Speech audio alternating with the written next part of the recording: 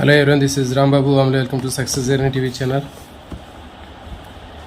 9th class బయాలజీలో ఆవరణ వ్యవస్థ అనుకూలనాలు adaptations in ecosystems అనేటటువంటి ఈ చాప్టర్లో మనకి ముఖ్యమైనటువంటి ఇంపార్టెంట్ బిట్స్ టాపిక్స్ మొత్తాన్ని కూడా ఇక్కడ మనం డిస్కస్ చేయడం జరుగుతుంది. తెలుగు అకాడమీ టెక్స్ట్ బుక్ని బేస్ చేసుకుని ఇక్కడ డిస్కస్ చేయడం జరుగుతుంది.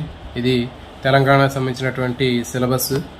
అయితే ఇది ఏపీలో ఉన్నటువంటి మెగా డిఎస్సి రాసేటటువంటి ఆస్పిరెంట్స్కి కూడా యూజ్ అయ్యే అవకాశం ఉంటుంది. ఒకసారి సిలబస్ని మీరు చెక్ చేసుకోండి. దీంట్లో తీసుకున్నట్లయితే ఆవరణ వ్యవస్థలో ఉన్నటువంటి అనుకూలనాలు మనకి ఈ చాప్టర్లో కూడా చాలా రకాలైనటువంటి బిట్లు కూడా రావడానికి అవకాశం ఉంటుందండి. అసలు మనకి అనుకూలనాలు అనేటటువంటిది తీసుకున్నట్లయితే మనకి దీని నిర్వచనం మనం చూద్దామండి. ఏదైనా ఒక జంతువు మనకి జంతువులన్నీ కూడా డిఫరెంట్ టైప్ ఆఫ్ ఈకో సిస్టమ్స్లో అవి జీవిస్తూ ఉంటాయి. అంటే కొన్ని గాలిలో ఎగురుతూ ఉంటాయి, కొన్ని ఎడారులో ఉంటాయి, కొన్ని సముద్రాల్లో ఉంటాయి, కొన్ని మంచినీటిలో ఉంటాయి. మరి ఈ విధంగా ఉండేటప్పుడు అవి అక్కడ తట్టుకొని జీవించాలి అంటే, అక్కడ వాతావరణ పరిస్థితిని తట్టుకొని జీవించాలి అంటే కొన్ని ప్రత్యేకమైనటువంటి శరీరపరమైనటువంటి నిర్మాణపరమైనటువంటి మార్పులు అనేవి వాటిలో వచ్చి ఉండాలి.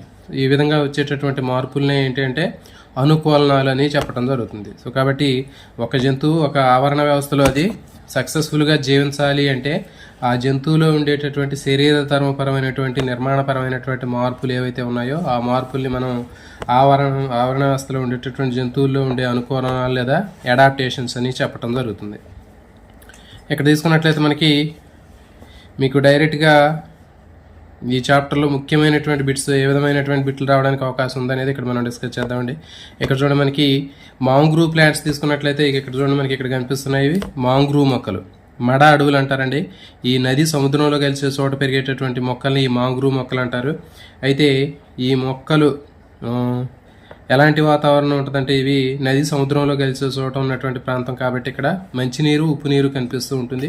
మరి ఇలాంటి చిత్తడిగా ఉన్నటువంటి ప్రాంతాల్లో మొక్కలకి శ్వాసక్రియ జరపడానికి అవి అక్కడ ఉన్నటువంటి నేలలో చుట్టూ బురద ఉండటం వల్ల ఏమవుతుందంటే ప్రత్యేకంగా శ్వాసక్రియ జరపలేవు. అందుకని వీటికి వాయుగత వేర్లు అనేటటువంటివి ఉపరితలం మీద నుంచి వస్తాయండి. వాటి వేర్ల మీద నుంచి పైకి పెరిగినటువంటి నిర్మాణాలు ఉంటాయి. వీటిని పార్శ్వవేర్ల నుంచి ఏర్పడినటువంటివి ఇవి మనకి ఏరియల్ రూట్స్ అంటారు, శ్వాస వేర్లు అంటారు. దాదాపు ఇవి నేల ఉపరితలం నుంచి 12 అంగుళాలు అంటే ఏంటి దాదాపు 1 అడుగు ఎత్తు వరకు పైకి పెరుగుతూ ఉంటాయి.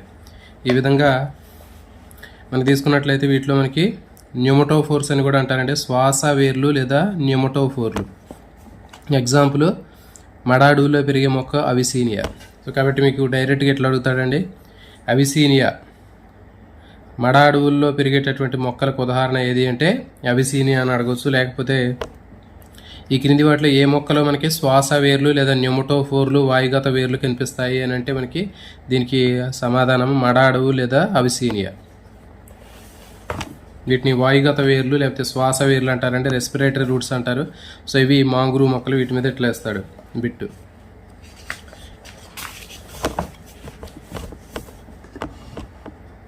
నెక్స్ట్ కలబంద మొక్క తీసుకున్నట్లయితే ఒక కలబంద గులాబీ మొక్కలను తీసుకొని 2 కుండీల్లో ఉంచాలండి. రోజు వాటికి 2 చెంచాల చొప్పున నీటిని పోస్తూ ఉండాలి. కొన్ని రోజుల తర్వాత చూస్తే మనకి ఏమవుతుందంటే 2 మొక్కల్లో గులాబీ మొక్క చనిపోతుంది, తర్వాత ఈ కలబంద మొక్క మాత్రమే బతికి ఉంటుంది. ఎందుకంటే ఈ కలబంద అనేది ఎడారి మొక్క, ఇవి నీళ్లు లేకపోయినప్పటికి కూడా ఇది ఎక్కువ కాలం బతకగలుగుతుంది. మరి ఇక్కడ గులాబీ మొక్క అనేది మనకి సమోద్బీజ మొక్క. మరి దీనికి సరైనటువంటి నీరు లేకపోయినట్లయితే ఇది చనిపోయే అవకాశం ఉంటుంది. తర్వాత ఇంకొక యాక్టివిటీ చూడండి. నీటి కుంటలో పెరిగేటటువంటి హైడ్రిల్లా మొక్క తీసుకొని దీన్ని ఏం చేయాలంటే మనం మట్టిలో పెంచాలి. మరి మట్టిలో పెట్టి ఒక కుండీలో పెట్టి మనం దీన్ని పెంచామనుకోండి ఏమవుతుందంటే కొన్ని రోజులకి చనిపోవడం జరుగుతుంది. కాబట్టి అంటే నీటిలో పెరిగేటటువంటి మొక్కలు నీటిలోనే పెరుగుతాయి, తర్వాత భూమి మీద పెరిగేటటువంటి మొక్కలు భూమి మీద పెరుగుతాయి, ఎడారి మొక్కలు వాటికి తగినటువంటి వాతావరణ పరిస్థితుల్లో మాత్రమే పెరగడం జరుగుతుంది. సో కాబట్టి ఇక్కడ మనకి అనుకూలనాలు లేదా అడాప్టేషన్స్ అంటే ప్రకృతిలో జీవి తన అవసరాలను బట్టి తన చుట్టూ ఉన్నటువంటి అనుకూల పరిస్థితులను ఏర్పరచుకుంటుంది.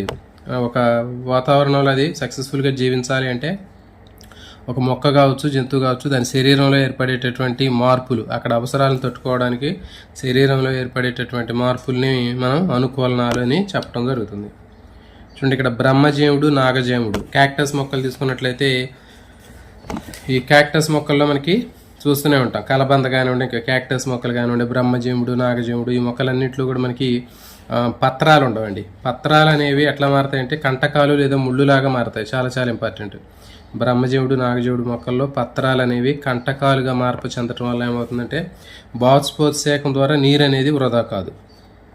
మరి ఇప్పుడు ఆకులు లేవు కదా, మరి ఆకులు చేసేటటువంటి కిరణజన్య సంయోగక్రియ సంబంధించినటువంటి పని ఎవరు చేస్తారు? ఇక్కడ ఏం చేసిద్ది అంటే దీంట్లో కాండం అనేది చేసిద్ది అండి. కాండము రసభరితంగా ఉండి ఇక్కడ మనకి చూస్తుంది చూడండి, ఈ కాండము రసభరితంగా ఉండి ఇది కిరణజన్య సంయోగక్రియను జరిపిద్ది.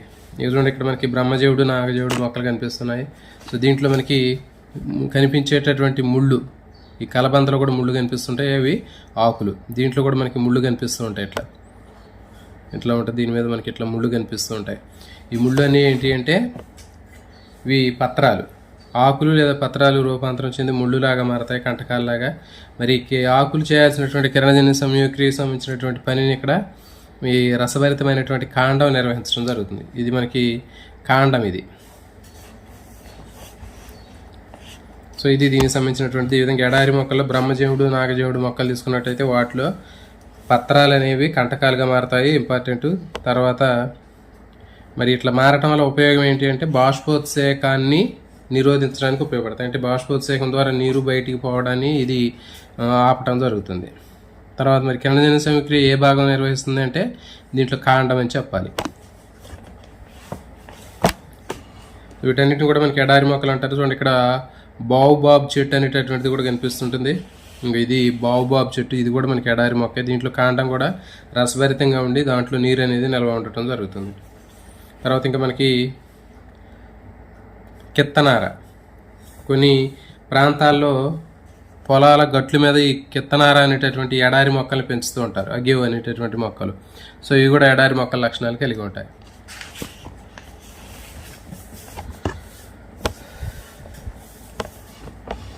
నెక్స్ట్ ఇక్కడ చూడండి, ఇది ఇంపార్టెంట్ అండి.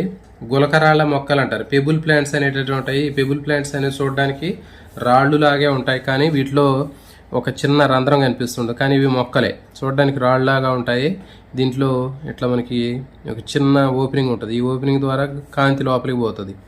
లోపలికి పోయిన తర్వాత ఇవి కిరణజన్య సంయోగక్రియ జరుపుకొని ఆహారాన్ని తయారు చేసుకుంటాయి. ఇది చూడడానికి రాళ్ళలాగా, గులకరాళ్ళలాగా ఉంటాయి. మరి ఇట్లా ఉండటం వల్ల ఉపయోగం ఏంటంటే ఈ మొక్కకి శాకాహార జంతువులు వచ్చి వీటిని మేసి తినివేయకుండా, వీటిని ఆహారంగా తినకుండా ఉండటం కోసం ఇవి ఈ విధంగా రూపాంతరం చెందుతాయి. ఇది వీటిలో ఉండేటటువంటి అనుకూలం, అడాప్టేషన్. గుర్తుపెట్టుకోండి, మొక్క ఏంటంటే గులకరాయి మొక్కలు అంటారు, ఇది పెబుల్ ప్లాంట్స్ అంటారు. తర్వాత మనకి చూడండి, ఇక్కడ చాలా రకాలైనటువంటి క్యాక్టస్ సంబంధించినటువంటి మొక్కలు కనిపిస్తున్నాయి, ఎడారి మొక్కలు. సో ఇలాంటివన్నీ కూడా మనకి ఏంటంటే ఎడారిలో పెరిగేటటువంటి మొక్కలు. ఇవి నీరు తక్కువగా ఉన్నప్పటికీ, అసలు నీరు లేకపోయినప్పటికీ కూడా ఇవి ఎడారిలో ఉన్నటువంటి వాతావరణ పరిస్థితులను తట్టుకొని జీవించేటటువంటి మొక్కలు. ఇప్పుడు ఇలాంటి మొక్కలన్నీ కూడా ఇప్పుడు ఎక్కువగా అలంకరణ మొక్కల్లా కుండీల్లో పెంచుతుంటారండి. ఎక్కువగా బర్త్డేలకు కానీ ఫంక్షన్లకు కానీ వీటిని ఎక్కువగా గిఫ్ట్లుగా ఇస్తున్నారు ప్రజెంట్ ఇప్పుడు. నెక్స్ట్ ఒంటె. ఎడారి ఓడ అనేటటువంటిది డిజర్ట్ షిప్ అండి. ఇది ఎడారి వాడ ఇంపార్టెంట్ అని పెట్టి ఎడారి వాడ అనేటటువంటి దాన్ని మనకి ఈ ఒంటెని పిలుస్తారు, క్యామెలు. దీంట్లో మరి కూడా ఎడారిలో జీవించడానికి అనుకూలమైనటువంటి లక్షణాలు అనేవి దీంట్లో కనిపిస్తూ ఉంటాయి. ఏంటంటే మూపురం, దీంట్లో కొవ్వుని ఇక్కడ స్టోర్ చేస్తుంది. ఇది మూపురం అంటారండి. ఈ మూపురంలో అది కొవ్వును స్టోర్ చేసుకుంటుంది. నెక్స్ట్ పొడవైనటువంటి కనుబొమ్మలు ఉంటాయి దీంట్లో, ఇసుక కంట్లో పడకుండా దుమ్ము ధూళి నుంచి రక్షించడానికి పొడవైన కనుబొమ్మలు ఉంటాయి. తర్వాత నాసికా రంధ్రాలు ఉంటాయి వీటిలో, అంటే ముక్కుకు సంబంధించినటువంటి చిన్న రంధ్రాలు ఉంటాయి. నాసికా రంధ్రాలు, ముక్కు రంధ్రాలు అనేవి చాలా చిన్నగా ఉంటాయి. ఇవి ఇసుక ముక్కులో పోకుండా ఉంటాయి. నెక్స్ట్ పొడవైనటువంటి కాళ్ళు ఉంటాయి. ఈ పొడవైనటువంటి కాళ్ళు ఉండటం వల్ల ఏమవుతుందంటే, ఇంకా చూడండి, నేలకి సర్ఫేస్కి భూమికి మధ్య ఉండేటటువంటి డిస్టెన్స్ ఎక్కువగా ఉండటం వల్ల బాడీ వేడి ఎక్కకుండా ఉంటుంది తొందరగా. మనం పొయ్యి దగ్గర ఉన్నాం అనుకోండి, బాగా దగ్గరగా ఉంటే వేడిగా ఉంటుంది, కానీ దూరంగా ఉంటే వేడి తక్కువ ఉంటుంది. ఇది కూడా అంతే. కాళ్ళు పొడవైన కాళ్ళు ఉండటం వల్ల ఏమవుతుందంటే శరీరం వేడి ఎక్కకుండా ఉంటుంది తొందరగా. చూడండి, మరి కొన్ని జంతువుల శరీరం పైన పొలుసులు ఉంటాయి. ఇప్పుడు పాములు ఉన్నాయనుకోండి, తొండలు, పాములు ఇవన్నీ కూడా ఉంటాయి. ఇవన్నీ భూచర సరీసృపాలు. వీటికి కూడా నీరు అనేది సరిగా అందుబాటులో ఉంటుంది కాబట్టి శరీరం మీద నీటి నష్టం జరగకుండా ఉండటానికి పొలుసులు అనేవి ఉంటాయి. బొరియల్లో నివసిస్తుంటాయి కొన్ని జంతువులు. రాత్రిపూట మాత్రం బయటకు ఎందుకు వస్తాయంటే మరి ఇవి నీటి బయటికి వచ్చినట్లయితే పగటి సమయంలో చెమట రూపంలో నీరు ఎక్కువగా ఆవిరి రూపంలో పోయే అవకాశం ఉంటుంది. కాబట్టి చల్లబూట రాత్రి సమయంలో మాత్రమే ఇవి బయటికి రావడం జరుగుతుంది. నెక్స్ట్ ఇక్కడ కొన్ని జంతువుల్లో అనుకూలనాలు అనేటటువంటివి ఉండే చూద్దాం. ఇక్కడ సైడ్ వైండర్ యాడర్ స్నేక్, ఇది శరీరాన్ని ఒక పక్కకి వంచి పోతూ ఉంటుంది. ఇది ఇంకా శరీరం మొత్తం కూడా మనకి దీని శరీరం మొత్తం నేలన తాకిందనుకోండి ఏమవుతుంది, శరీరం మొత్తం వేడెక్కుతుంది. అట్లా కాకుండా ఒక పక్క భాగాన్ని మాత్రమే ఇది టచ్ చేసుకుంటూ పోతుంది, ఒక పక్కకి బెండ్ చేసుకుంటూ పోతుంది. ఫర్ ఎగ్జాంపుల్ ఇది స్నేక్, ఇది ఇట్లా పోతే బాడీ మొత్తం కూడా వేడికి అది ఎఫెక్ట్ అయ్యే అవకాశం ఉంటుంది. అట్లా కాకుండా ఒక పక్కకి ఇట్లా ఇటు పక్కకి బెండ్ అయ్యి ఇలా పోతుంది. ఇట్లా ఉండటం వల్ల ఏమవుతుందంటే కొద్ది బాడీ సర్ఫేస్ కొద్దిగా మాత్రమే వేడికి లోనైద్ది. ఇది సైడ్ వైండర్ యాడర్ స్నేక్, గుర్తుపెట్టుకోండి. ఇది శరీరాన్ని ఒక పక్కకు ఉంచి ఇసుకలో ఉన్నటువంటి తలం మీద వెళ్ళేటటువంటి జంతువుని గుర్తించండి అని అడుగుతాడు. దీనికి example side winder adder snake.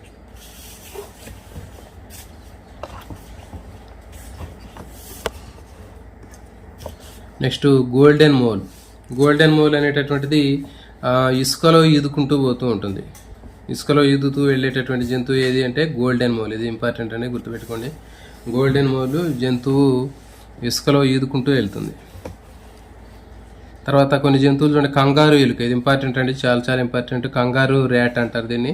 ఈ కంగారు ఎలుక అనేటటువంటిది జీవిత కాలంలో ఒక చుక్క కూడా నీరు తాగదు. మరి తాగకుండా మరి ఎట్లా సర్వైవ్ అవుతుందంటే దాని యొక్క జీవక్రియల్లో వచ్చేటటువంటి నీటిని అది ఉపయోగించుకుంటుంది. ఫర్ ఎగ్జాంపుల్ ఎండిపోయినటువంటి గింజలు ఎట్లాంటివి తింటూ ఉంటుంది, వాటిలో ఉన్నటువంటి వాటర్ కంటెంట్ని ఉపయోగించుకుంటుంది. చాలా చాలా ఇంపార్టెంట్ ఇది. కంగారు ఎలుక జీవితంలో ఎప్పుడు కూడా ఒక చుక్క నీటి తాగని జంతువుని గుర్తించండి అంటారు. కంగారు ఎలుక ఇంపార్టెంట్ ఇది. నెక్స్ట్ ఎడారి పక్షి, శాండ్ గ్రౌజ్ అంటారు. సో ఇది కూడా ఒయాసిస్ల కోసం ఎడారిలో ఉన్నటువంటి నీటి కోసం కొన్ని వందల కిలోమీటర్ల ప్రయాణం చేసి ఆ నీటిని తన కడుపులో ఉన్నటువంటి క్రాప్ అనేటటువంటి ఒక బ్యాగ్ లాంటి దాంట్లో ఉంచుకునేది ప్రయాణం చేసి వాటి పిల్లలకి తీసుకొస్తుంది. ఇది ఇవి ఎక్కువ మనకి డిస్కవరీ ఛానల్లో మనకి కనిపిస్తుంటాయండి. శాండ్ గ్రౌజ్ అనేటటువంటిది కొడితే మనకి చాలా అద్భుతంగా దానికి సంబంధించినటువంటి డీటెయిల్స్ మనకి చూస్తూ ఉంటాం మనం. నెక్స్ట్ బొచ్చుతో కప్పబడే అన్నట్టు ఫెనిస్ ఫాక్స్, ఇదేంటి అంటే ఇసుక వెంట్రుకలు కప్పి ఉంటాయండి. పాదాల నిండా కూడా వెంట్రుకలు ఉంటాయి, అరికాలు నిండా కూడా వీటికి వెంట్రుకలు ఉంటాయి. ఫెనిక్స్ ఫాక్స్ గుర్తుపెట్టుకోండి. పాదాల నిండా వెంట్రుకలు ఉండి ఎడారిలో ఉన్నటువంటి ఇసుక మీద నడవడానికి అనుకూలనాలు పొందినటువంటి జంతువు ఏది అని అడిగితే మనకి ఫెనిక్స్ ఫాక్స్ గుర్తుపెట్టుకోండి. ఫెనిక్స్ ఫాక్స్ అరికాళ్ళు పాదాల మీద వెంట్రుకలు ఉండటం వల్ల ఏమవుతుందంటే కాలు ఇసుకలో వేడిగా ఉన్నటువంటి ఇసుకల నుంచి తప్పించుకుంటుంది. నెక్స్ట్ చూడండి, ఇది ఇంపార్టెంట్ అండి, sand diving lizard. Sand diving lizard తీసుకున్నట్లయితే ఇది ఎడారిలో వేడి ఎక్కువైనప్పుడు తన కాళ్ళని పైకి లేపి గాలిలో పెట్టి అది ఉంచుకొని నడుస్తూ చల్లబరుచుకుంటుంది. ఇంపార్టెంట్. శాండ్ డైవింగ్ లిజర్డ్ ఎడారి ఇసుక బాగా వేడైపోయినప్పుడు తన కాళ్ళని గాలిలో పైకి లేపి చల్లబరుచుకుంటుంది.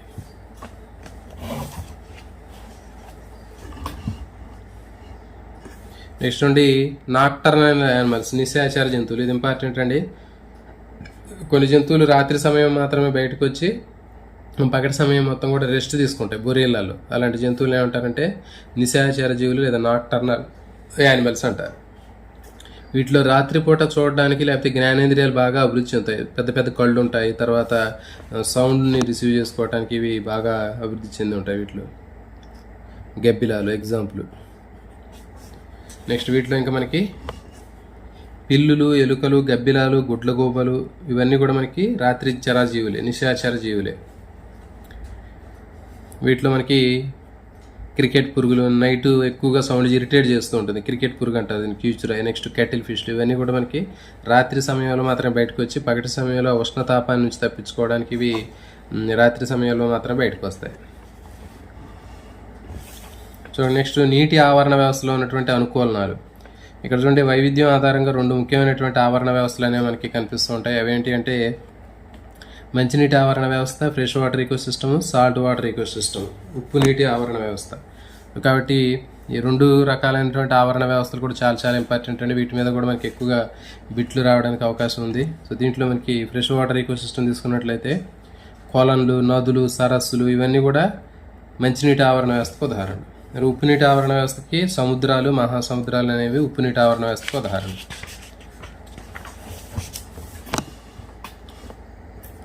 సముద్రాలు, మహాసముద్రాలు అనేవి ఉప్పునీటి ఆవరణ వ్యవస్థకి ఎగ్జాంపుల్స్.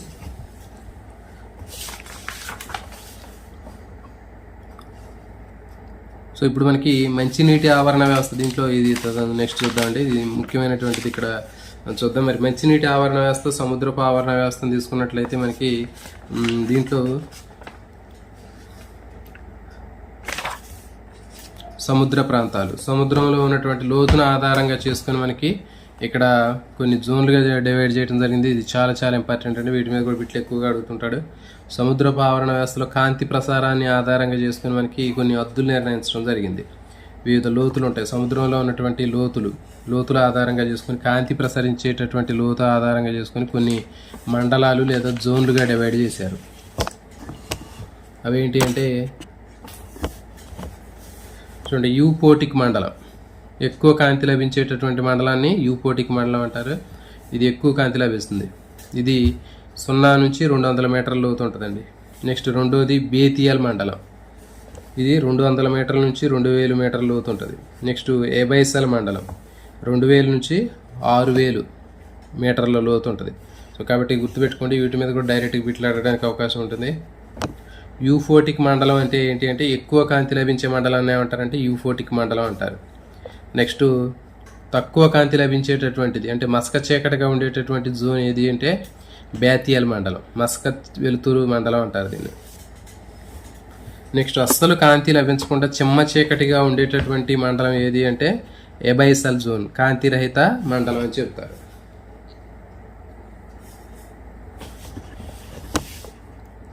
సో ఇప్పుడు ఇంకా వీటికి సంబంధించిన డీటెయిల్స్ చూద్దామంటే చూడండి, యూఫోటిక్ మండలం అంటే ఎక్కువ కాంతి లభించే మండలం. బేతియల్ మండలం అంటే కొంచెం తక్కువ కాంతి వస్తుంది, అంటే మస్క వెలుతురు ఉండేటటువంటి మండలం.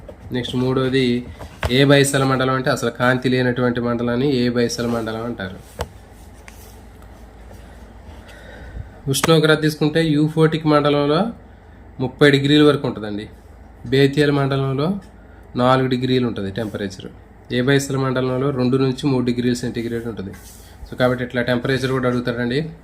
యూఫోటిక్ మండలంలో టెంపరేచర్ ఎంత ఉంటుందంటే 30 డిగ్రీలు ఉంటుంది, ఎందుకంటే ఎక్కువ లైటింగ్ పడుతుంటుంది కాబట్టి టెంపరేచర్ ఎక్కువ ఉంటుంది.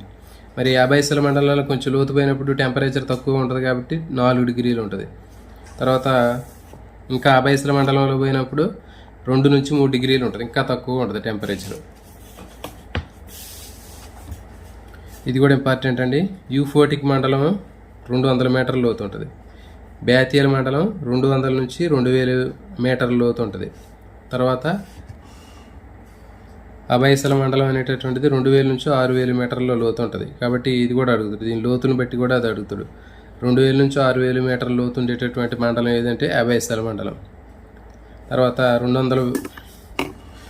నుంచి 200 మీటర్ల లోతు ఉండేటటువంటి మండలం ఏదంటే యూఫోటిక్ మండలం. నెక్స్ట్ వీటిలో ఉండేటటువంటి మొక్కలు, జంతువులు ఏంటి అనేది చూద్దామండి. ఇది కూడా ఇంపార్టెంట్. చూడండి, మనకి ఇక్కడ యూఫోటిక్ మండలంలో మనకి వృక్ష ప్లవకాలు ఉంటాయి, పైసీలియా, డాల్ఫిన్లు, ఎగిరే చేపలు, పచ్చ తాబేళ్లు, సీ ఎనిమోన్లు. నెక్స్ట్ బేతియల్ మండలంలో తిమింగలాలు, దీపపు చేపలు, ఎరుపు గోధుమ వర్ణపు శైలాలు, సముద్ర దోసకాయలు, కోమటి సంచులు, ఆక్టోపస్, స్పంజికలు. నెక్స్ట్ దీంట్లో బ్రిటిల్ స్టార్స్, యాంగిలర్ చేపలు, త్రిపాద చేపలు. ఇవి పెద్దగా ఇంపార్టెంట్ కదండి. సో ఇవి మాత్రం ఇంపార్టెంట్, ఇవి గుర్తుపెట్టుకోండి. లోతు, ఉష్ణోగ్రత, తర్వాత ఆ మండలాలు, దానికి లభించేటటువంటి కాంతి తీవ్రత, ఇది ఇంపార్టెంట్. సో ఇప్పుడు మనకి ఒక్కొక్క మండలం గురించి చూద్దామండి.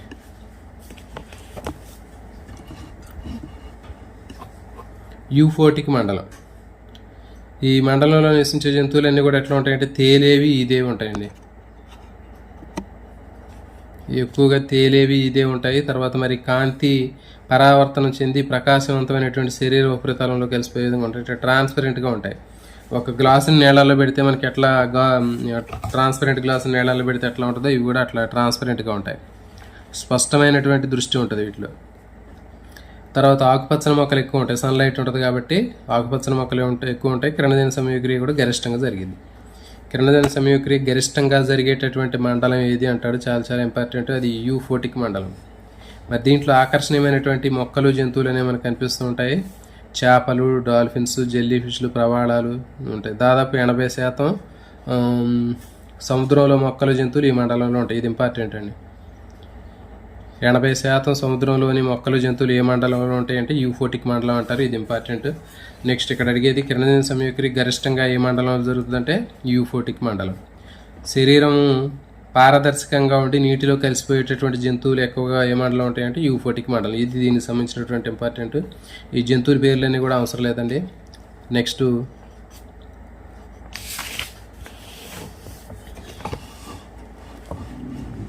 బ్యాథియల్ మండలం చూడండి, ఇది రెండో మండలం అండి. దీంట్లో ఎరుపు, గోధుమ వర్ణ శైవలాలు, స్పంజికలు, ప్రవాళ బిత్తికలు, స్తూపాకార జంతువులు, స్పిడ్లు, తిమింగలాలు, పెద్ద జంతువులు ఉంటాయి. దీంట్లో ఇది ఇంపార్టెంట్. ఎరుపు శైవలాలు, గోధుమ వర్ణపు శైవలాలు ఎక్కువగా ఏ మండలంలో ఉంటాయని అడుగుతాడు. అది బేతియల్ మండలం. ఇంపార్టెంట్ ఇది. నెక్స్ట్ రేఫిష్లు వీటి ఇక్కడ ఆల్రెడీ మనం వెలుతురు తక్కువగా ఉంటుందని చెప్పి, మరి తక్కువ వెలుతురులో చూడడానికి విశాలమైనటువంటి పెద్ద పెద్ద కళ్ళు ఉంటాయంట దీనికి, రే ఫిషెస్. ఇక్కడ చూస్తున్నాం మనం ఈ రే ఫిషెస్లో మనకి విశాలమైనటువంటి పెద్ద పెద్ద కళ్ళు కనిపిస్తూ ఉంటాయి. ఆల్రెడీ మస్క చీకటం ఉంటుంది కాబట్టి. సో ఇది బేతియల్ మండలం అంటే బేతియల్ మండలంలో మనకి ఏం అడుగుతారంటే ఎరుపు, గోధుమ వర్ణ శైవలాలు ఎక్కడ ఉంటాయి అని అడుగుతారు. బేతియల్ మండలంలో ఉంటాయి. తర్వాత రే ఫిష్లు, పెద్ద పెద్ద కళ్ళు కలిగినటువంటి రే ఫిష్లు ఏ జోన్లో ఉంటాయంటే ఇది కూడా బేతియల్ మండలంలో ఉంటాయి. ఇది దీనికి సంబంధించి. నెక్స్ట్ అబైసల్ మండలం మూడోదండి. ఇది డార్క్ జోన్ అంటారు. దీంట్లో సూర్యకాంతి అనేది అస్సలు ఉండదు దీంట్లో. కాబట్టి ఈ మండలం సంవత్సరం మొత్తం చల్లగా చీకటిగా ఉంటుంది. ఇది ఇంపార్టెంట్. సముద్రంలో ఏ మండలం సంవత్సరం పొడవునా చల్లగా చీకటిగా ఉంటుంది అని అంటే అబైసల మండలం. ఇక్కడ పూర్తిగా అసలు కిరణజన్య సంయోగక్రియ అనేది జరగదు. అసలు ఎందుకు జరగదు అంటే సూర్యకాంతి జీరో, అసలు అక్కడ ఎలాంటి సూర్యకాంతి కూడా ఉండదు కాబట్టి మనకి మొత్తం కూడా చెమ్మ చీకటిగా ఉంటుంది కాబట్టి మరి అక్కడ మొక్కలు ఉండవు, కిరణజన్య సంయోగక్రియ జరగదు. మరి ఇక్కడ ఉండే జంతువులు అనేవి ఏంటి అంటే పరభక్షకాలు ఉంటాయండి చాలా వరకు. భక్షక జంతువులు, పారిశుద్ధ్య జంతువులు ఉంటాయి. ఇవి చాలా చాలా ఇంపార్టెంట్. భక్షక జంతువులు, పారిశుద్ధ్య జీవులు ఏ జంతువు ఏ జోన్లో ఉంటాయంటే మనకి అబైసల మండలంలో ఉంటాయి. ఎందుకంటే చూడండి, పై రెండు జోన్లలో ఉన్నటువంటి జంతువులు చనిపోయినప్పుడు కిందకే వస్తాయి ఆటోమేటిక్గా. ఈ అబైసల మండలంలోకి వచ్చినప్పుడు ఇట్లా అడుగు భాగంలో ఈ జోన్లోకి వచ్చినప్పుడు ఏం చేస్తాయంటే ఇక్కడ మనకి ఉండేటటువంటి ఇవన్నీ కూడా చనిపోయినటువంటి డెడ్ బాడీలను తింటూ ఉంటాయి. ఇవన్నీ పారిశుద్ధ్య జీవుల్లాగా పనిచేస్తూ ఉంటాయి. మరి వీటిని పట్టుకోవడానికి విశాలమైనటువంటి నోరు, పెద్ద పెద్ద వంకర తిరిగినటువంటి పళ్ళు ఉంటాయి వీటికి. సో ఇది ఇంపార్టెంట్. దీంట్లో అబైసల మండలంలో సూర్యకాంతి అస్సలు వెళ్ళనటువంటి జోన్ ఏది అంటాడు అబైసల్ మండలం. చల్లగా చీకటిగా ఉండేటటువంటి మండలం ఏది అంటాడు అబైసల మండలం. కిరణజన్య సంయోగక్రియ అస్సలు జరగనటువంటి మండలం ఏది అబైసల మండలం. నెక్స్ట్ పరభక్షకాలు, పారిశుద్ధ్య జీవులు ఉండేటటువంటి మండలం ఏదంటారు అబైసల్ జోన్ అంటారు. పెద్ద నోరు, విశాలమైనటువంటి నోరు, వంకర తిరిగినటువంటి పళ్ళు ఎక్కువగా ఏ జోన్లో ఉంటాయంటే జంతువులు అబైసల మండలంలో ఉంటాయి. ఇది దీనికి సంబంధించింది. నెక్స్ట్ ఇంకా ఈ జీవుల్లో అస్థిపంజరం ఉండదండి. ఎందుకంటే అసలు మరి అస్థిపంజరం ఉండాలంటే కాల్షియం ఉండాలి. అంటే ఏంటి, దాంట్లో సన్లైట్ అనేది పట్టలేదు కాబట్టి ఇక్కడ మొత్తం అసలు అస్థిపంజరం అనేది ఉండదు. బల్లపురు శరీరం కలిగినటువంటి జంతువులు ఉంటాయి. ఇక్కడ పొట్ట కింద, కళ్ళ చుట్టూ, పార్శ్వ భాగాల్లో కాంతిని ఉత్పత్తి చేసేటటువంటి ప్రత్యేకమైనటువంటి భాగాలు ఉంటాయండి వీటిలో ప్రత్యేకంగా. ఏంటంటే జీవ సందీప్తి అంటారు కదా, ఇది చాలా చాలా ఇంపార్టెంట్ అండి. బయోల్యూమినెసెన్స్ లేకపోతే జీవ సందీప్తిని ప్రదర్శించేటటువంటి లక్షణం మనకి ఏ జోన్లో ఉన్నటువంటి జీవుల్లో ఉంటుందంటే సముద్రపు అడుగు భాగంలో ఉన్నటువంటి అబైసల్ జోన్లో ఉంటుందండి. మరి ఎందుకంటే ఇక్కడ చీకటిగా ఉంటుంది కాబట్టి మరి ఆ వెలుతురు ఉపయోగపడుతుంది దానికి, శత్రుజీవులు పట్టుకోవడానికి కానీ, ఆహార జంతువులు పట్టుకోవడానికి, వీటికి పొట్ట కింద కానివ్వండి, శరీర పక్క భాగాల్లో కానివ్వండి, మనకి వీటికి వెలుతురు అనేది ఉంటుంది. ఇది ప్రత్యేకంగా లైటింగ్ అనేది వచ్చింది. అంటే చీకట్లో కళ్ళు ఉన్నప్పటికీ కూడా మరి వెలుతురు లేకపోతే కళ్ళు ఉపయోగం ఉండదు. అందుకనే వీటికి ఏంటి అంటే ప్రత్యేకంగా జీవ సందీప్తి అంటారు. చాలా చాలా ఇంపార్టెంట్ అండి. ఇవి మనం చూస్తూనే ఉంటాం. మిణుగురు పువ్వులు తెలుసు మనకి, మిణుగురు పువ్వులు తీసుకున్నట్లయితే, మిణుగురు పురుగులు తీసుకుంటే అవి నైట్ టైంలో వాటికి లైటింగ్ వస్తూ ఉంటుంది. సో అట్లా ఇవి జీవ సందీప్తి అంటారు. బయోల్యూమినెసెన్స్ ఇంపార్టెంట్ ఇది. నెక్స్ట్ ఎలక్ట్రిక్ కీల్ చేప తీసుకున్నట్లయితే దీంట్లో దాదాపు 600 వోల్టుల విద్యుత్తును ఉత్పత్తి చేసిద్ది ఇది. మరి ఈ విద్యుత్తును ఉత్పత్తి చేసి ఇది ఏం చేసిందంటే శత్రుజీవుల నుంచి ఇది తమను తాము రక్షించుకుంటుంది. ఇది ఇంపార్టెంట్. ఎలక్ట్రిక్ ఈలు 600 కరెంటును ఉత్పత్తి చేసేటటువంటిది, విద్యుత్ ఉత్పత్తి చేసేటటువంటి శక్తి ఉన్నటువంటి చేపను గుర్తించడం అంటారు ఎలక్ట్రిక్ ఈలు.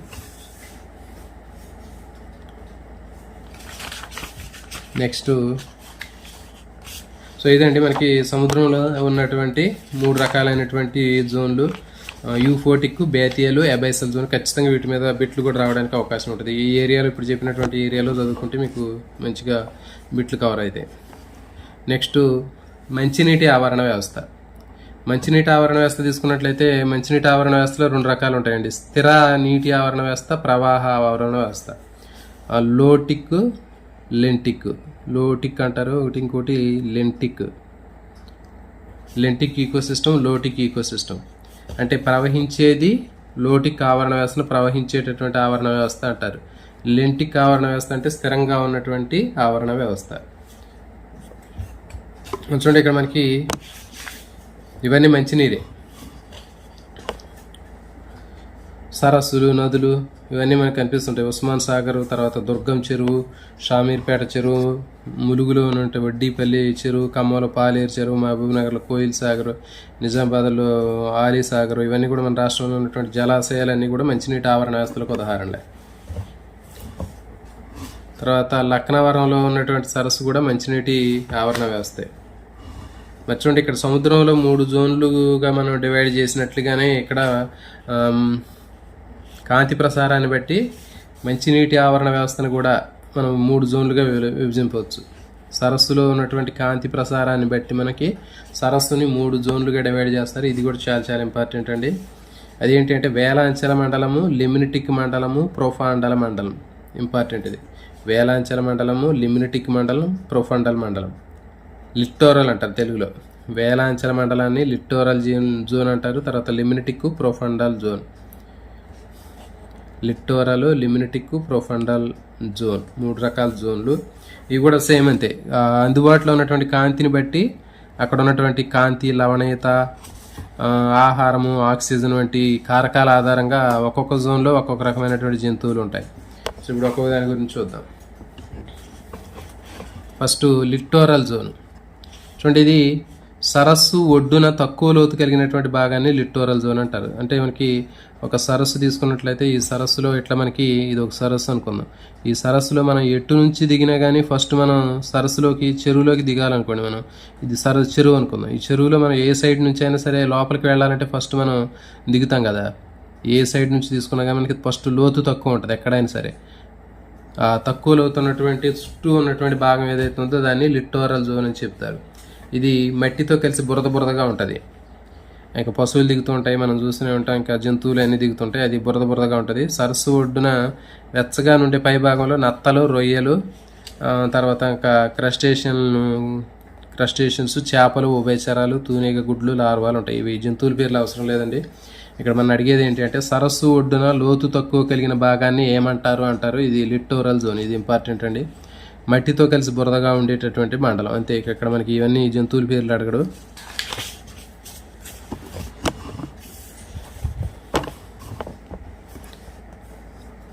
మరి ఈ దీంట్లో దృష్టి జ్ఞానం కలిగినటువంటి జంతువులు ఉంటాయి. అభివృద్ధి చెందినటువంటి దృష్టి జ్ఞానం ఉంటుంది.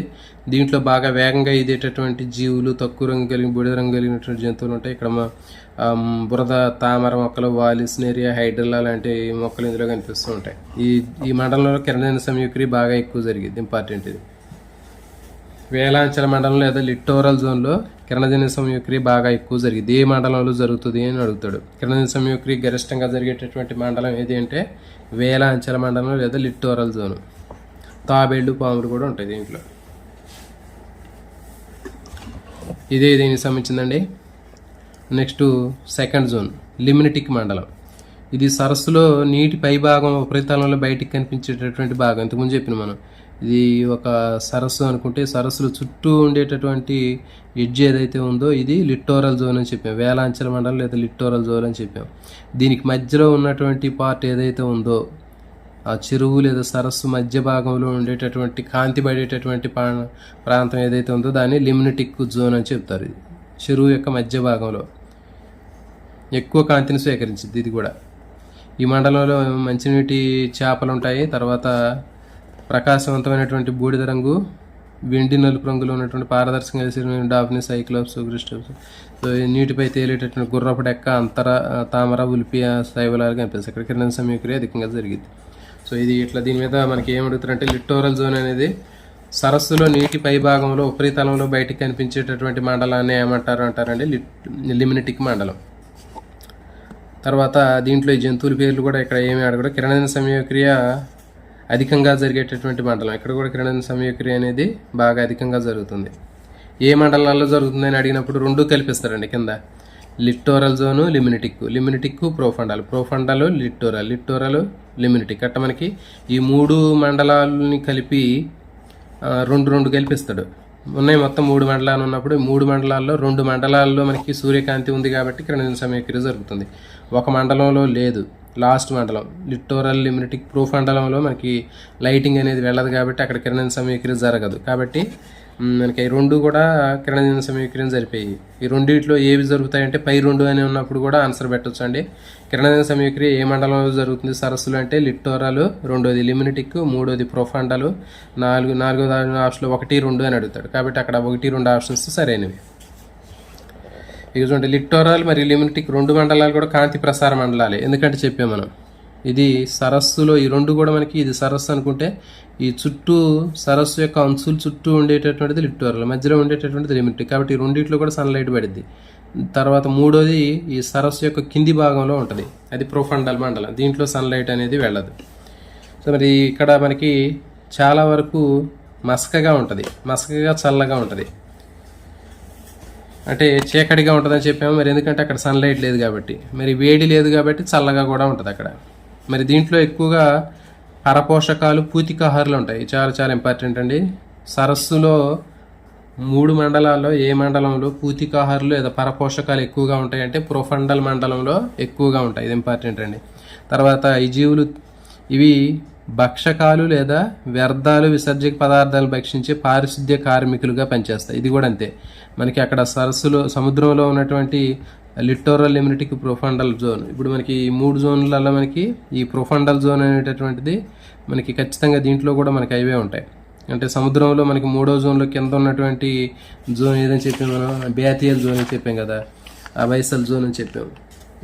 ఇది చూడండి ఇక్కడ సముద్రంలో అబైసల్ జోన్లో మనకి ఎట్లయితే మనకి పూర్తిగా చీకటిగా ఉండి చల్లగా ఉంటుందో అట్లాగే మనకి ఈ మంచినీటి సరస్సులో కూడా 3వ జోన్ అనేటువంటి ప్రొఫండల్ మండలంలో కూడా అట్లే ఉంటుంది. వెలుతురు తక్కువ, చీకటిగా ఉంటుంది, చల్లగా ఉంటుంది. ఇక్కడ కూడా మొత్తం పారిశుద్ధ్య కార్మికులు లేదా పరభక్షకాలు అనేవి ఉంటాయి. సేమ్ ఇక్కడ కూడా మనకి అబైసల్ జోన్లో కూడా పరభక్షకాలు, పారిశుద్ధ్య జీవులు అనేవి ఉంటాయి. ఇంపార్టెంట్ ఇవి రెండు కూడా. తర్వాత ఇక్కడ మనకి రొయ్యలు, పీతలు, ఈళ్ళు, దొండులు, నత్తలు, తాబేళ్ళు ఇవన్నీ ఉంటాయి. ఇది ఇంపార్టెంట్ ఏం కాదండి. ఇక్కడ మనం గుర్తుపెట్టుకునేది ఇది మాత్రమే. ఇక్కడ పారిశుద్ధ్య కార్మికులు లేదా పరభక్షక జంతువులు ఎక్కువగా ఏ మండలంలో ఉంటాయి అంటే ప్రొఫండల్ మండలంలో ఉంటాయి. నెక్స్ట్ ఇంకా ఈ మండలంలో చూడండి మనకి మృత జంతువులను భక్షించడానికి వీలుగా అనుకూలాలు ఉంటాయి. ఇక్కడ జంతువుల్లో చెప్పాం కదా, విశాలమైన నోరు ఉంటాయి, తర్వాత వంకర తిరిగినటువంటి పళ్ళు కలిగిన జంతువులు ఉంటాయని చెప్పాం. నెక్స్ట్ ఇక్కడ పూతికార బ్యాక్టీరియాలు ఉంటాయి. చాలా ఇంపార్టెంట్ అండి. ఇవి చనిపోయి పై 2 మండలాల్లో చనిపోయి కిందకు వచ్చినటువంటి మృత జీవుల్ని కుళ్ళింపజేయడానికి ఉపయోగపడతాయి. ఇది ఇంపార్టెంట్. సరస్సులో ఉన్నటువంటి 3 మండలాల్లో ఏ మండలంలో పూతికార బ్యాక్టీరియాలు ఉంటాయి అని అడిగితే మనకి సరైన సమాధానం ఏంటంటే 3వది ప్రొఫండల్ మండలం. పై 2 లిట్టోరల్, లిమినటిక్ మండలాల్లో చనిపోయిన జంతువులు కిందకే వస్తాయి ఆటోమేటిక్గా. మరి కిందకు వచ్చినప్పుడు కింద ఉన్నటువంటి ఈ జోన్లు పూతికాహార బ్యాక్టీరియాలు డెట్రిటస్ బ్యాక్టీరియా అంటారు. ఇవి ఆ డెడ్ బాడీని కుళ్ళింపజేసి ఆహారంగా తీసుకుంటాయి. నెక్స్ట్ చూడండి వీటిలో దృష్టి కంటే వాసన, వినికిడి పైన ఎక్కువ ఆధారపడతాయి. ఏ మండలంలో జంతువులు దృష్టి కంటే వాసన, వినికిడి పైన ఎక్కువ వినికిడి జ్ఞానాన్ని ఉపయోగించుకొని ఆహారాన్ని సేకరిస్తాయి అంటే మనకి ప్రొఫండల్ జోన్ అండి. ఇంపార్టెంట్ ఇది. ఎందుకు అంటే చూడండి మరి ఈ మండలం మొత్తం చీకటిగా ఉంటుంది. మరి చీకటిగా ఉన్నప్పుడు కళ్ళు ఉన్న ఉపయోగం ఉండదు. అందుకని చెప్పి వీటికి ప్రత్యేకంగా వాసన ద్వారా కానీ లేకపోతే వినికిడి ద్వారా కానీ ఏదైనా శత్రు జంతువు ఆహారపు జీవి దగ్గర కొంచెం సౌండ్ వినపడగానే వాటిని పట్టుకుని తింటాయి. కాబట్టి ఇక్కడ వినికిడి బాగా, తర్వాత వాసన బాగా అభివృద్ధి చెందుతాయి దృష్టి జ్ఞానం కంటే. ఎట్లా అడుగుతారు, దృష్టి జ్ఞానం కంటే వాసన, వినికిడి ఎక్కువగా ఆధారపడి ఉండేటటువంటి జంతువులు ఏ మండలంలో ఉంటాయంటే ప్రొఫండల్ మండలంలో ఉంటాయి. సో ఇవంటి మనకి ఖచ్చితంగా మీరు ఈ విధంగా మనకి ఈ బిట్లు మీరు చదువుకున్నట్లయితే ఖచ్చితంగా వీటి మీద బిట్లు అడుగుతారు. మనం లైన్ టు లైన్ ఇక్కడ చదవాల్సిన అవసరం లేదు. ఈ జంతువుల పేర్లన్నీ కూడా మనం గుర్తుపెట్టుకోవాల్సిన అవసరం లేదు. ఆ జోన్లో ఉన్న పెక్యులర్గా ఉన్నటువంటి క్యారెక్టర్స్ ఏవైతే ఉన్నాయో వాటిని గుర్తుపెట్టుకుంటే సరిపోద్ది.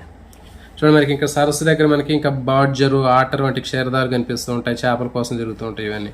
ఇంకా కప్పల్ లాంటి ఉభయచరాలు కనిపిస్తూ ఉంటాయి, సరీసృపాలు, మొసళ్ళు, అలిగేటర్లు, సాలమంటలు ఇవన్నీ కూడా వీటి గుడ్లు పెట్టి తోక కప్పల్లాగా తయారవుతాయి. తర్వాత ఆ గుడ్లు తోక కప్పల్లాగా మారి నీళ్ళలోకి వచ్చి ఆ ప్రౌఢజీవులు మారిన తర్వాత మళ్ళీ భూమి మీదకి వస్తాయి. ఇంకా నీటి మీద ఇదే స్కాటర్లు, నీటి పురుగులు, తూనెగలు, చెత్త చెదరం ఇవన్నీ ఉంటాయి దీంట్లో. తర్వాత ఇవి ఇంపార్టెంట్ కదండి. నెక్స్ట్ ఎన్నో జాతులు బాతులు, కొంగలు సరస్సు ఆవరణ వ్యవస్థల లోపల మనకు కనిపిస్తుంటాయి. ఇవన్నీ బాతులు, కొంగలు కూడా ఏంటి అంటే అక్కడ ఉన్నటువంటి చేపలు, జలచర జంతువులు పట్టుకొని తినడానికి ఉపయోగపడతాయి వీటికి. నెక్స్ట్ వీటి మీద ఏం అడుగుతారంటే ఇక్కడ చూడండి, కాలి వేళ్ళ మధ్య ఒక పలసని పొర ఉంటుంది బాతులలో. ఎందుకంటే ఇది నీటిలో ఈదడానికి వెబ్బుడు ఫీట్ అంటారు. ఈ నీటిలో ఈదడానికి ఉపయోగపడతాయి. కొంగకి పొడవైన కాళ్ళు ఎందుకు ఉంటాయంటే, పొడవైన కాళ్ళు, పొడవైనటువంటి ముక్కు ఎందుకు ఉంటాయంటే ఆ బురదలో ఈ కూరుకుపోకుండా ఉండటం కోసం పొడవైనటువంటి కాళ్ళు ఉంటాయి. చేపలు పట్టుకోవడం కోసం కూడా పొడవైనటువంటి ముక్కు ఉంటుంది. ఇక చూడండి, మనకి ఇక్కడ ఇచ్చాడు కాలి వేళ్ళ మధ్య చర్మం ఉండటం వల్ల ఈదడానికి ఉపయోగపడతాయి, నేల మీద నడవడానికి కూడా ఉపయోగపడతాయి, ఇంపార్టెంట్. తర్వాత ఇంకా చూడండి, నీటిలో నడిచే కొంగ పక్షులు, హెరాన్లు, ఎర్గట్లు తమ పొడవైన కాళ్లను లోతు తక్కువ కలిగిన కొలను మట్టిలో కీటకాలను వెతకడం కోసం ఉపయోగిస్తాయి, ఇంపార్టెంట్.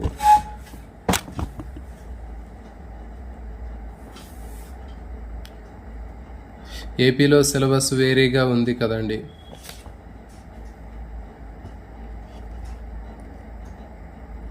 సిలబస్ అనేది చూసుకోండి అండి. ఇది తెలంగాణకు సంబంధించినటువంటి బుక్. మరి ఏపీలో ఉన్నటువంటి బుక్లో కూడా మరి సిలబస్ ఉందా లేదా అనేది కొంచెం క్లారిటీ లేదు నాకు. కాబట్టి నాకు అవైలబుల్గా ఉన్నటువంటి బుక్కులు చెప్తున్నాను.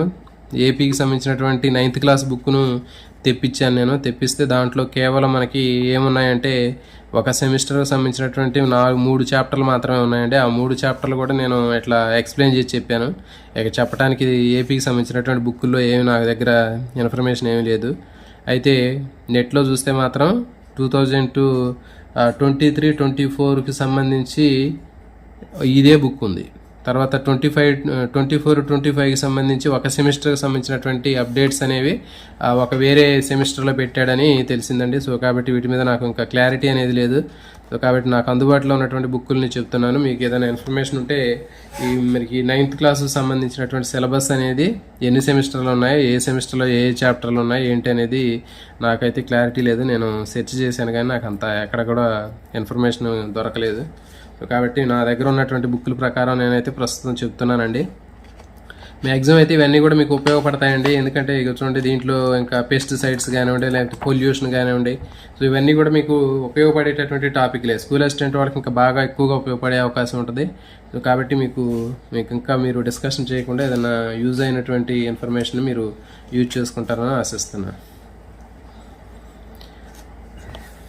తర్వాత చూడండి, ఇక్కడ నీటి లవణీయత, చేపల్లో ఉన్నటువంటి అనుకూలనాలు. దీన్ని తీసుకున్నట్లయితే మనకి చూడండి,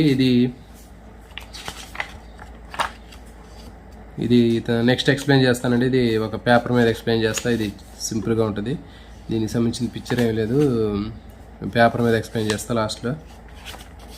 నెక్స్ట్ చూడండి, నీటి మొక్కల్లో కనిపించేటటువంటి అనుకూలనాలు. మనకి చూడండి, నీటి మొక్కలు తీసుకున్నట్లయితే కొన్ని నీటిలో తేలేటటువంటి మొక్కలు ఉంటాయి. ఇవి చూడండి, ఫర్ ఎగ్జాంపుల్ కొన్ని మొక్కలు తీసుకున్నట్లయితే నీటిలో కొన్ని 3 రకాలుగా ఉంటాయండి మొక్కలు. కొన్ని నీటి మీద తేలుతూ వీటి వేర్లు నీటిలోనే ఉంటాయి కంప్లీట్గా. ఇది మట్టి అనుకుందాం. ఈ మట్టితో సంబంధం లేకుండా కేవలం నీటి ఉపరితలం మీద తేలుతూ నీళ్ళల్లో ఉంటాయి వేర్లన్నీ కూడా. ఇది ఒక రకమైన మొక్క. ఇంకొక రకమైనటువంటి మొక్కలు తీసుకున్నట్లయితే ఇది మట్టి అనుకుంటే ఇది పైన గాలి నీరు కలిసే ప్లేస్ అయితే కేవలం నీళ్ళల్లోనే ఉంటాయి. అటు గాలికి ఇటు నేలకి సంబంధం ఉండదు. మరికొన్ని మొక్కలు తీసుకున్నట్లయితే ఇవి కింద భూమిలో స్థాపితమై లగ్నీకరణం చెంది ఉండి ఈ నీళ్ళల్లోనే ఉంటాయి, బయటికి కనపడవు. సో కాబట్టి ఇట్లా మనకి మూడు రకాలైనటువంటి మొక్కలు కనిపిస్తుంటాయి. పాక్షికంగా నీటిలో మునిగినటువంటి మొక్కలు తీసుకున్నట్లయితే కాండాలు, ఆకులు, వేర్లు, గాలితో నింపబడినటువంటి అనేక ఖాళీ స్థలాలు ఉంటాయి. సో ఇవన్నీ మరి వాయు మార్పిడికి సమతాస్థితి కోసం ఉపయోగపడతాయి. ఫర్ ఎగ్జాంపుల్ గుర్రపు డెక్క ఉందనుకోండి. ఇప్పుడు గుర్రపు డెక్క తీసుకున్నట్లయితే ఇవి నీటి మీద తేలిద్దండి. గుర్రపు డెక్క అనేది నీటి మీద తేలుతుంది, ఇంపార్టెంట్ ఇది. గుర్రపు డెక్క ఆకులు తీసుకున్నట్లయితే ఇవన్నీ ఇట్లా నీటి మీద తేలుతూ ఉంటాయి. దీనికి వేర్లు కానివ్వండి ఇవన్నీ నీటిలో ఇట్లా ఉంటాయి. ఈ మొక్క మాత్రం ఆకులు మాత్రం పైన కనిపిస్తూ ఉంటాయి. మరి వీటికి పత్రవృంతాలు కింది భాగంలో గాలితో నింపబడి ఉంటాయి.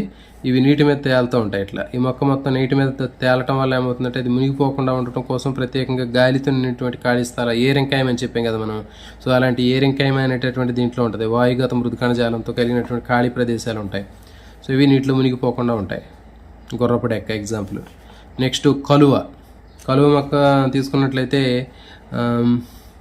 దీంట్లో ఆకులు బలపరుపుగా ఉండి పైన వ్యాక్స్ కోటింగ్ ఉంటుందండి. మైనపు పూత కలిగినటువంటి ఊర్ధ్వబాహ్య చర్మంలో పత్రరంధ్రాలు ఉంటాయి. దీని మీద నీళ్లు పడినప్పటికి కూడా రాలి పోతుంటాయి. మొక్క కంటుకో ఆకు మీద ఇవి నీటి ఉపరితలం పైన ఉంటాయి. వీటిలో ఊర్ధ్వ పత్రరంధ్రాలు మాత్రమే ఉంటాయి. ఇంపార్టెంట్.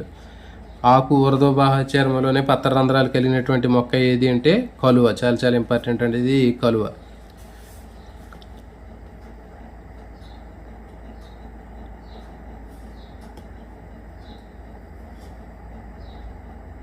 వాటర్ లిల్లీ అంటారు. కలువ వాటర్ లిల్లీ ఇది.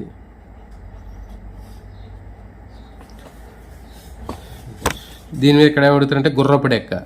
గుర్రపు డెక్కలో వాయువు వేర్లు పొడవుగా ఉండి నీటిలో ఉంటాయి.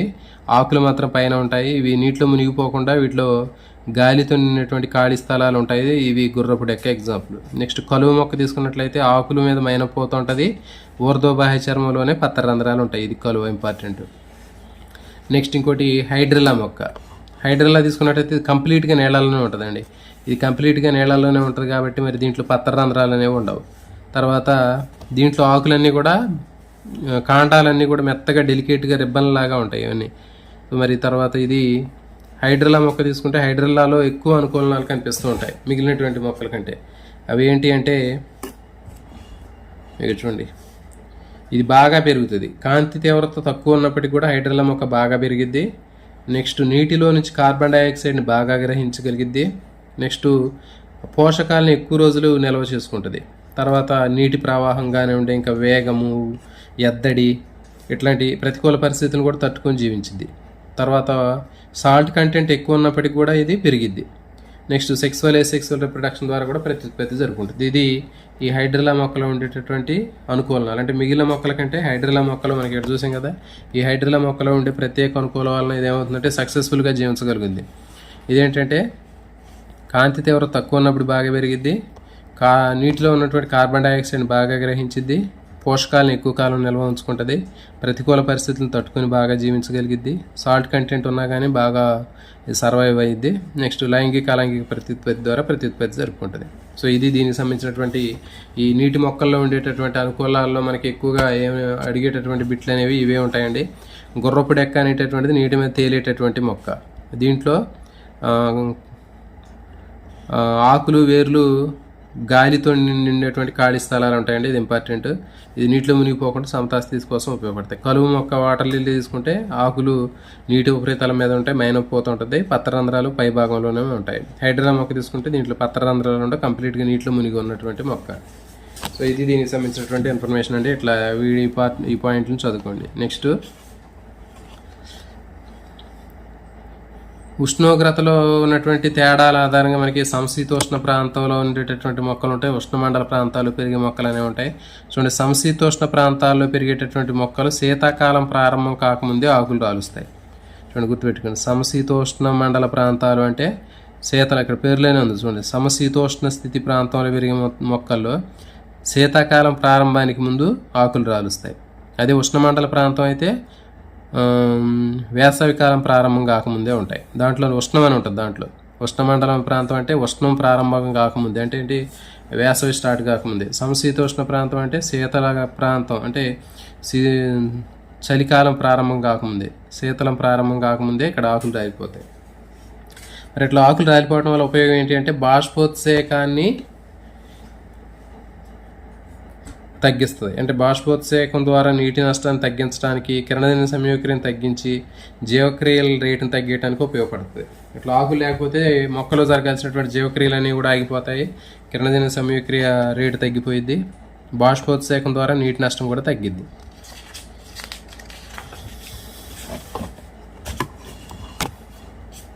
నెక్స్ట్ ఉష్ణమండలాల్లో తీసుకున్నట్లయితే, ఉష్ణమండలాల్లో ఇక్కడ చెప్పి మనం ఉష్ణం అంటే వేడి మొదలు కాకముందే, అంటే వేసవి కాలం మొదలు కాకముందే ఆకులు రాలిపోతాయి ఉష్ణమండల ప్రాంతాల్లో. ఇవి కూడా అంతే, బాష్పోత్సేకం ద్వారా నీటి నష్టాన్ని తగ్గించడానికి ఇట్లా ఆకులు రాలిపోతాయి. తర్వాత పగటి సమయంలో పత్రరంధ్రాలు మూసుకుంటాయి. ఇది ఇంపార్టెంట్. అంటే ఉష్ణమండల ప్రాంతాల్లో నీటి నష్టం తగ్గించడానికి, బాష్పోత్సేకం ద్వారా నీటి నష్టం తగ్గించడానికి పగటి వేళల్లో పత్రరంధ్రాలు అనేవి మూసుకొని రాత్రిపూట తెరుచుకుంటాయి. నెక్స్ట్ ఎడారి మొక్కలు తీసుకున్నట్లయితే ముళ్ళు కలిగినటువంటి పత్రాలు కూడా ఉష్ణోగ్రత అనుకూలనాలేనా. చూడండి, మరి ఎడారి మొక్కల్లో పత్రాలని ముళ్ళులాగా మారతాయని చెప్పాం. మరి ముళ్ళు ఉండటం వల్ల ఏంటంటే నీరు అనేది ఆవిరి రూపంలో మారటం, అంటే బాష్పోత్సేకం జరగకుండా ఈ పత్రాలు ముళ్ళుగా మారటం వల్ల ఇది ఒక అనుకూలంలాగా పనిచేస్తుంది. తర్వాత మంచు కురిసేటటువంటి సమయాల్లో వృక్షాలకు వెడల్పైన ఆకులు ఉంటే ఏమవుతుందంటే ఆ మంచు దాని మీద పట్టడం వల్ల ఆకులు రాలిపోయే అవకాశం ఉంటుంది. కాబట్టి మంచు కురిసేటటువంటి ప్రాంతాల్లో ఆకులు అనేవి వెడల్పుగా ఉండకుండా పల్సని రిబ్బన్ లాగా ఉన్నటువంటి ఆకులు ఉంటాయి. నెక్స్ట్ జంతువుల్లో ఉండేటటువంటి అనుకూలనాలు తీసుకున్నట్లయితే చూడండి, ఇక్కడ మరి జంతువుల్లో శీతల ప్రదేశాల్లో సరస్సు పై భాగంలో ఉన్నటువంటి నీరు గడ్డగట్టినప్పటికీ కూడా కింద ఉన్నటువంటి పొరలు వెచ్చగా ఉంటాయండి. సో కాబట్టి మరి ఆ వెచ్చగా ఉన్నటువంటి లోతైనటువంటి పొరల్లోకి అవి వెళ్ళి జీవిస్తూ ఉంటాయి. మనం ఎట్లా ఒక సినిమాలో చూసే ఉంటాం. ఈ మధ్య కార్తికేయ ఏదో సినిమా వచ్చింది. ఆ సినిమాలో వాళ్ళు ఒక కారు వేసుకుని వాళ్ళు మంచు గడ్డగట్టినటువంటి మంచు మీద వెళ్తూ ఉంటే అది కూలిపోతూ ఉంటుంది, కింద మొత్తం వాటర్ ఉంటాయి. సో మనం సినిమాలో చూసే ఉంటాం. కాబట్టి ఇట్లా శీతల ప్రాంతాల్లో ఏమైందంటే పైన ఉన్నటువంటి సరస్సులో ఉన్నటువంటి నీళ్లు మొత్తం గడ్డగట్టినప్పటికీ కూడా కింద ఉన్నటువంటి పొరలు నీళ్లు అట్లాగే ఉంటాయి, వెచ్చగా ఉంటుంది. లోపల జంతువులన్నీ కూడా అక్కడికి వెళ్తాయి. ద్రోప ఎలుగుబంటి తీసుకున్నట్లయితే ద్రోప ఎలుగుబంటి శరీరం మీద దళసరిగా ఉన్నటువంటి బొచ్చు ఉంటుంది, వెంట్రుకలు ఉంటాయి. ఎందుకు ఉంటాయంటే మరి శీతల ప్రాంతాల్లో ఉంటుంది కాబట్టి శరీరంలో ఉన్నటువంటి వేడి బయటికి పోకుండా ఇది ఒక ఇన్సులేటర్ లాగా పనిచేస్తుంది, ఉష్ణ బంధక పదార్థం లాగా పనిచేస్తుంది. నెక్స్ట్ సీల్ జంతువులకి దళసరి చర్మం ఉంటుంది. మరి అందుకే అది చెప్పాము మనం, సీల్ జంతువుల్లో చర్మం దళసరిగా ఉండటం వల్ల లోపల ఉన్నటువంటి వేడి బయటికి పోదు, బయట ఉన్నటువంటి చలి అనేది లోపలికి రాదు. నెక్స్ట్ శీతల ప్రాంతాల్లో నివసించేటటువంటి జంతువులు తీసుకున్నట్లయితే వీటిలో కూడా చర్మం కింద కొవ్వు పొర, బాగా మందమైనటువంటి కొవ్వు పొర ఉంటుందండి.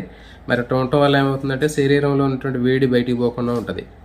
తర్వాత బొచ్చుతో కప్పబడి ఉంటుంది అని చెప్పాము. వెంట్రుకలు, శరీరం మొత్తం కూడా వెంట్రుకలు ఉండి ఉష్ణ బంధక పదార్థం లాగా పనిచేస్తుంది.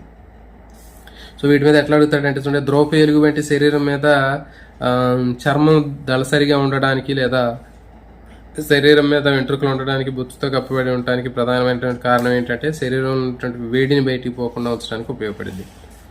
ఇది ఇక్కడ ఇచ్చాడు చూడండి మనకి. శరీరం నుంచి ఉష్ణం కోల్పోకుండా నిరోధిస్తాయి. కొవ్వు పొర శరీరానికి ఉష్ణ బంధకం లాగా పనిచేస్తుంది. ఇంపార్టెంట్ అండి ఇది.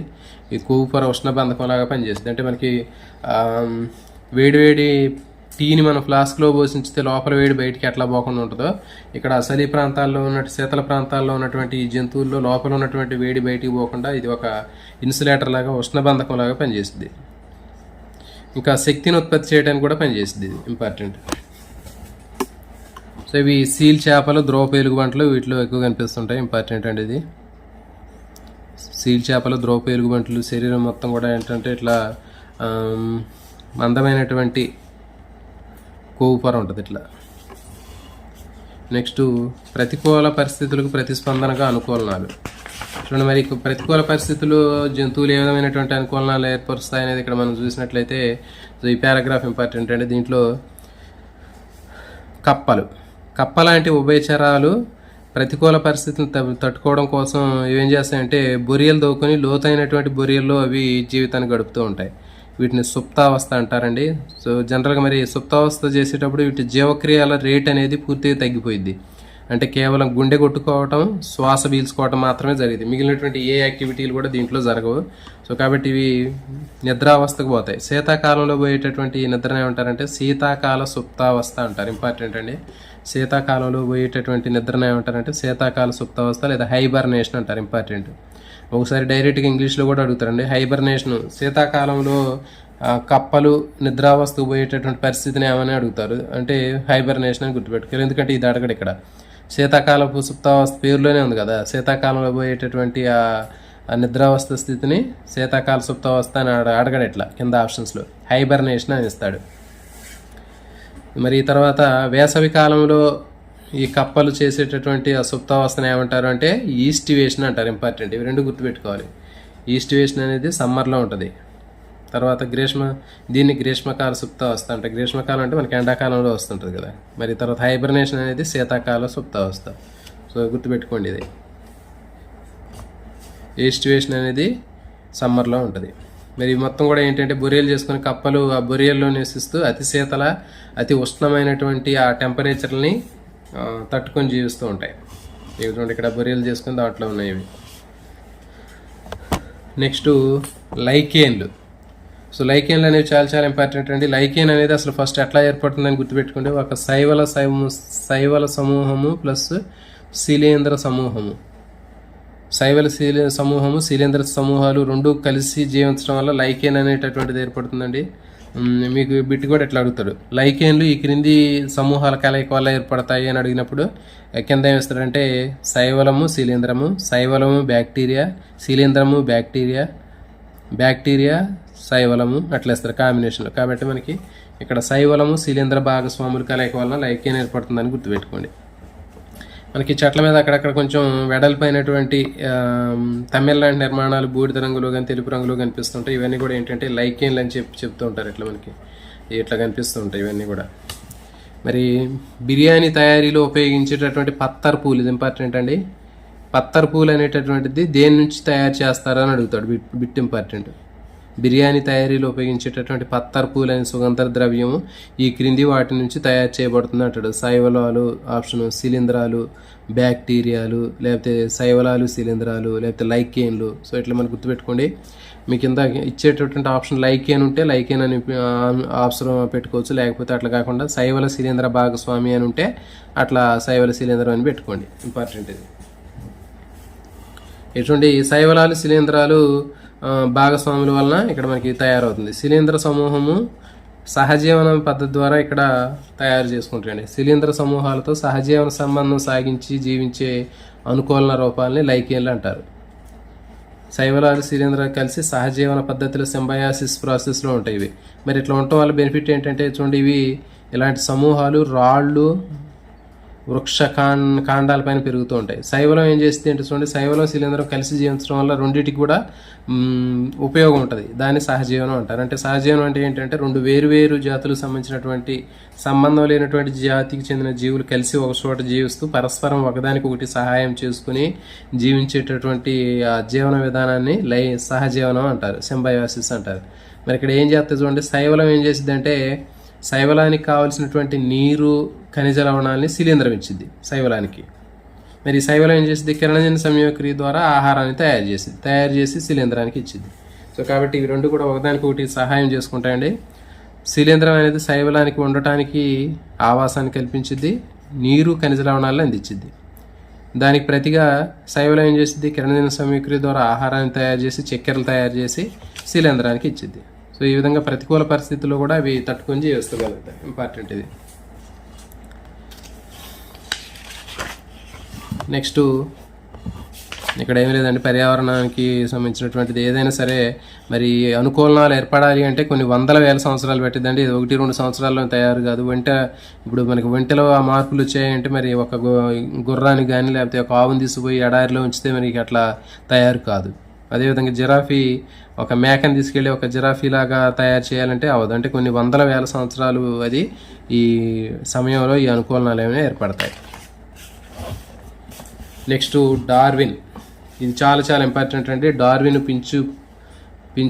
పిచ్చుకల కథకు సంబంధించినటువంటి పించు పక్షులకు సంబంధించినటువంటిది ఇంపార్టెంట్ అండి. చూడండి, చార్లెస్ డార్విన్ పించు పక్షుల మీద పరిశోధన చేయడం జరిగింది. ఇంపార్టెంట్. చార్లెస్ డార్విన్ ఏ పక్షుల మీద పరిశోధన చేశాడంటే పించు పక్షుల మీద పరిశోధన చేశాడు. మరి ఇతను ప్రయాణం చేసినటువంటి నావ పేరు ఏంటంటే HMS బీగిల్. చాలా చాలా ఇంపార్టెంట్. చార్లెస్ డార్విన్ ప్రయాణించినటువంటి షిప్ పేరు ఏది అంటే నౌక HMS బీగిల్ అనేటటువంటి నౌక మీద ఇతను ప్రయాణం చేశాడు. మరి ఇతను ఎక్కడ పరిశోధన చేశాడంటే గ్యాలపోగస్ దీవుల్లో పరిశోధన చేశాడు. ఇది చాలా చాలా ఇంపార్టెంట్ అండి. గ్యాలపోగస్ ఐలాండ్స్లో ఇతను పరిశోధన చేయడం జరిగింది. నెక్స్ట్ ఈ పించు పక్షులు అనేటటువంటి అంటే ఒక రకమైనటువంటి పాలపెట్ట లాంటివి. ఇక్కడ మన స్టేట్లో ఉన్నటువంటి స్టేట్ బోర్డు పాలపెట్ట ఏదైతే ఉందో ఆ పాలపెట్ట లాంటి నిర్మాణం కూడా దీనికే ఉంటుంది. ఇది కూడా ఒక రకమైనటువంటి పించు పక్షి మనది కూడా. మరి గాలపోగస్ దీవుల్లో పించు పక్షుల్లో ఏం అబ్జర్వ్ చేసిందంటే దానికి ముక్కు యొక్క వైవిధ్యాలు, ముక్కుల్లో ఆకారాలు కానివ్వండి, ఏకల రంగులు కానీ అతను అబ్జర్వ్ చేశాడు. మెయిన్గా ఏంటంటే వాటి యొక్క ముక్కులను అబ్జర్వ్ చేశాడు.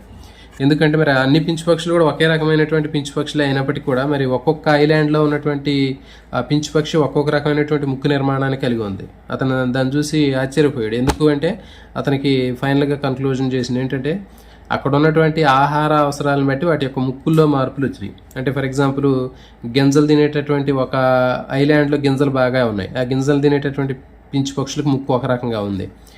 ఇంకొక ఐలాండ్లో పండ్లు ఉన్నాయి బాగా. ఆ పండ్లు తినడానికి అనుకూలంగా వాటి ముక్కులు మార్పు చెందినాయి. మరి ఇంకొక ఐలాండ్లో బాగా చెట్లలో ఉన్నటువంటి కాండాల్లో ఉండేటటువంటి కీటకాలు ఉన్నాయి, పురుగులు. మరి ఆ పురుగులు తినడానికి వాటి ముక్కులు అనేవి బాగా షార్ప్గా వడ్రంగి పెట్ట ముక్కులాగా తయారయ్యాయి. సో కాబట్టి ఏంటి అంటే ఈ ముక్కులన్నీ కూడా ఎట్లా మార్పు చెందినాయి అనేది అతనికి ఏం కన్క్లూజన్ చేసిందంటే అక్కడ ఉన్నటువంటి ఆహారపు అవసరాలను బట్టి వాటి యొక్క ముక్కు నిర్మాణాల్లో మార్పులు వచ్చాయి అనేటటువంటి విషయాన్ని అతను చెప్పడం జరిగింది.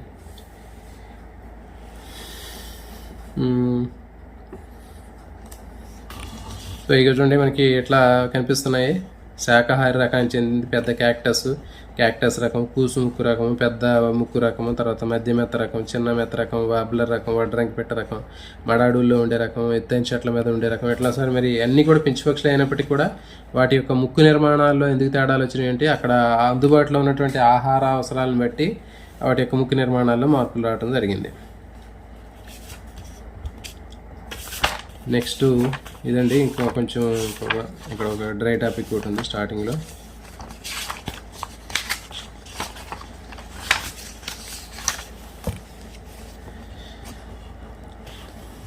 చూడండి, నీటిలో నివసించేటటువంటి జంతువులు తీసుకున్నట్లయితే అనుకూలనాల్లో ప్రత్యేకంగా జంతువుల శరీరం లోపల ప్రత్యేకమైన గాలి గదులు ఉంటాయి, ఎయిర్ బ్లాడర్ ఉంటుంది. చూడండి, మరి చేపలు తీసుకున్నట్లయితే చేపలు నీటిలో మునిగిపోకుండా ఉండడానికి ప్రత్యేకంగా గాలి గదులు ఉంటాయి. మనం చేపలు కట్ చేసేటప్పుడు మనకి తెల్లగా ఇట్లాంటి ఒక బ్లాడర్ లాంటిది కనిపిస్తూ ఉంటుంది, ఇట్లా ఒక సంచి లాంటిది. అదేంటంటే ఎయిర్ బ్లాడర్ అంటారు. గాలి గదులు ఉంటాయి. అది ఉండటం వల్ల ఏమవుతుందంటే చేప నీటిలో మునిగిపోకుండా బ్యాలెన్సింగ్ కోసం ఉపయోగపడుతుంది. నెక్స్ట్ తాబేళ్లు, చేపలు నీటిలో ఎదడానికి తెడ్లు లాంటి వాజాలు లాంటి నిర్మాణాలు ఉంటాయి. ఇంకా చేపలు, డాల్ఫిన్, జలచర జంతువుల్లో ఫ్లోటర్స్ అనేటటువంటి ప్రత్యేకమైనటువంటి గాలి తిత్తులు ఉంటాయి. ఇంపార్టెంట్. చేపలు, డాల్ఫిన్లలో ఏముంటాయంటే నీటిలో మునిగిపోకుండా ఉండడానికి జీర్ణ మండలంలో ప్రత్యేకమైనటువంటి నిర్మాణాలు కనిపిస్తూ ఉంటాయి. వీటిని ఏమంటారంటే ఫ్లోటర్స్ అంటారు, గాలి తిత్తులు అంటారు. తర్వాత వృక్ష ప్లవకాలు తీసుకున్నట్లయితే నీటిలో ఉండేటటువంటి వృక్ష ప్లవకాల్లో మనకి కిరణజన సంయోక్రియం జరిపేటటువంటి సూక్ష్మ జీవుల్లో కణాల్లో నూనె బిందువులు ఉంటాయి. ఇది నీటి మీద తేలడానికి ఉపయోగపడతాయి. ఇంపార్టెంట్ అండి. వృక్ష ప్లవకాల్లో నీటి మీద తేలడానికి ఉపయోగపడేటటువంటి ఏంటి అంటే నూనె బిందువులు అంటారు, ఆయిల్ డ్రాప్స్ ఉంటాయి వీటికి. నెక్స్ట్ ఈ అండర్లైన్ చేసినవి ఇంపార్టెంట్. మీకు మనకి 200 సంవత్సరాల నుంచి మనకి 2,000 మిలియన్ సంవత్సరాల నుంచి మనకి భూమి మీద నిరంతరం పరిణామం అనేది జరుగుతూనే ఉంది. ప్రతి జీవి కణంలో ప్రోటోప్లాజం అనేటటువంటి పదార్థం ఉంటుంది. ఇది సముద్రపు నీటిలాగే ఉంటుంది. అంటే సముద్రంలో నుంచి మనకి ప్రాణం అనేది పుట్టింది కాబట్టి ప్రోటోప్లాజం కూడా సముద్రంలో ఉన్నటువంటి నీటి నిర్మాణాన్ని పోలి ఉంటుంది. మరి భూగ్రహాన్ని అధిక భాగం సముద్రాలు ఆవరించి ఉన్నాయి. భూమి మీద 3 వంతుల నీరే ఉంది. అంటే 4 భాగాల్లో 3 వంతులు నీరు, 1 వంతు భూభాగం అనేది ఉంది. మరి చూడండి, సముద్రంలో ఉన్నటువంటి జంతువులు నిర్ణీత స్థలంలో అక్కడ లవణాలు, ఉప్పు, సాల్ట్ కంటెంట్ కానివ్వండి, టెంపరేచర్ కానివ్వండి, లైటింగ్ కానీ వీటి అనుకూలంగా వీటి యొక్క అనుకూలనాలు అనేవి ఉంటాయి. వీటి యొక్క మార్పులను ఆధారంగా చేసుకుని వీటిలో అనుకూలనాలు అనేవి కనిపిస్తూ ఉంటాయి. నెక్స్ట్ చూడండి, పెద్ద శరీరం కలిగినటువంటి జంతువులు ఏవైతే ఉన్నాయో ఇవి చూడండి, స్క్విడ్లు కానివ్వండి, పెద్ద శరీరంగా స్క్విడ్లు, తిమింగలాలు, వీటికి సాల్ట్ కంటెంట్ బాగా అనుకూలంగా ఉంటుంది. సముద్రంలో ఉప్పు నీటి శాతం ఎక్కువగా అధిక లవణీయత ఉండటం వల్ల ఏమవుతుందంటే ఈ స్క్విడ్లు కానీ, భారీ శరీరం కలిగినటువంటి తిమింగలాలు నీటిలో ఈజీగా స్విమ్మింగ్ చేయడానికి ఉపయోగపడతాయి. అంటే వాటి బరువు లేనట్లుగా కనిపిస్తూ ఉంటాయి.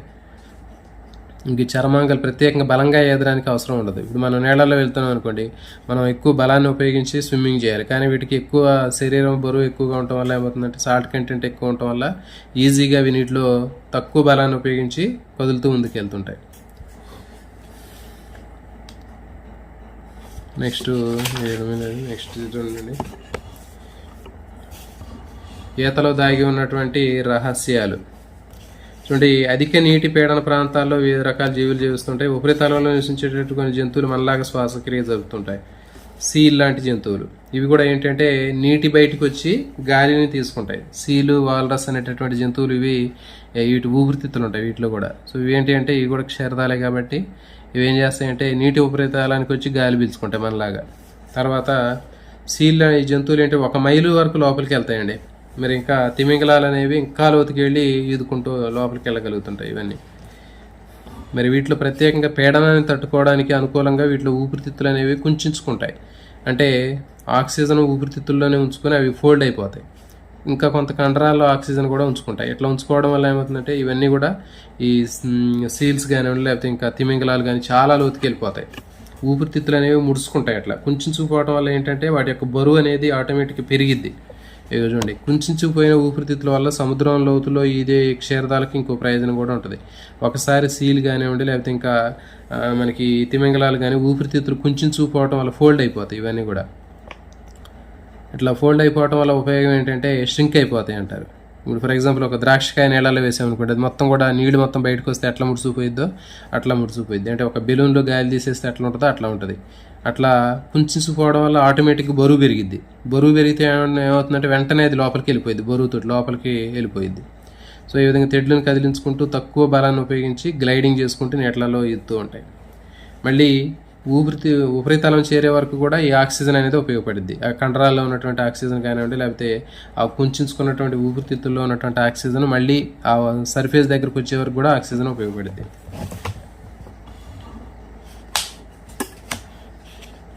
తర్వాత చూడండి, సముద్ర జీవుల్లో శరీర ప్లవన సమతా స్థితిని ఉంచడానికి ఈతతిత్తులు, స్విమ్ బ్లాడర్స్ అనేవి ఉంటాయండి. ఇవి ఈది క్షీరదాలు, తిమింగలాలు, సీల్స్లో ఉంటాయి. ఇంపార్టెంట్ ఇది.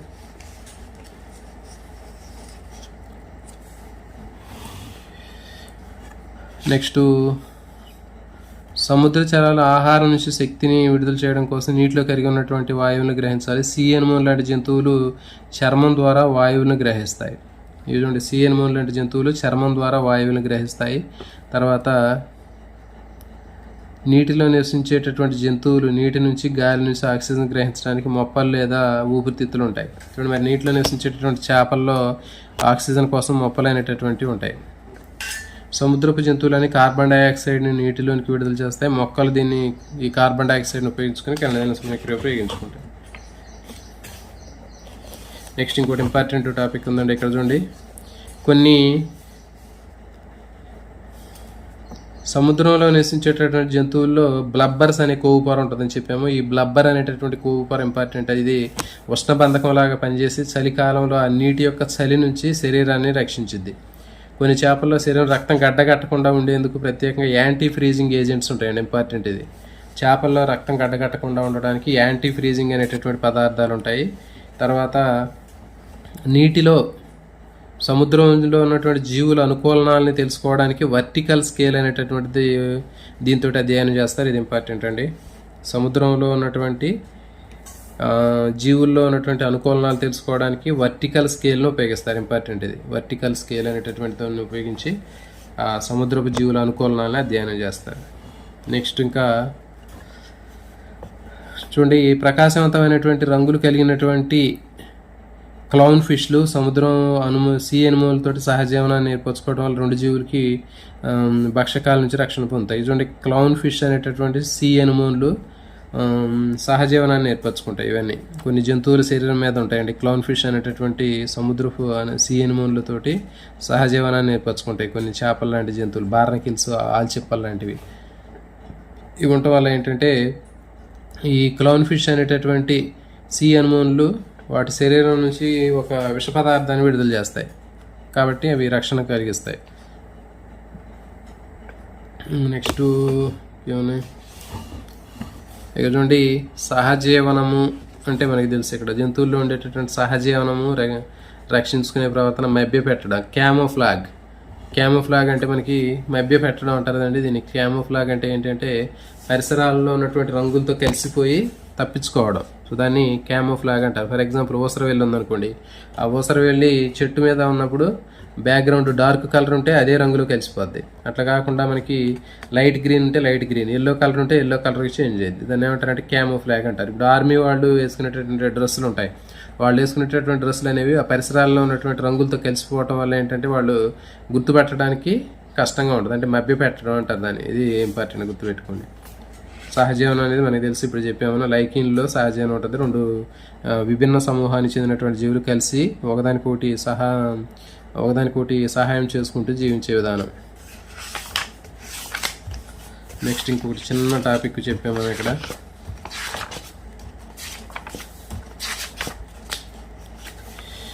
ఇక చూడండి, నీటి లవణీయత చేపల్లో అనుకూలనాలు. మరి నీటి లవణీయత చేపల్లో ఉన్నటువంటి అనుకూలనాలు ఈ పారాగ్రాఫ్కు సంబంధించి మనకి సింపుల్, చాలా ఈజీగా ఉంటుందండి. ఇప్పుడు చూడండి, ఇక్కడ మనం ఇక్కడ ఎక్స్ప్లెయిన్ చేస్తాను నేను. ఇప్పుడు చూడండి, ఇక్కడ ఇది సముద్రపు నీరు, ఇది మంచినీరు. అయితే చూడండి, సముద్రపు నీటిలో ఉన్నటువంటి ఒక చేపను మనం పరిశీలిస్తున్నాం. ఇది సముద్రపు నీటిలో ఉన్నటువంటి ఒక చేప, ఇది మంచినీటిలో ఉన్నటువంటి ఒక చేప.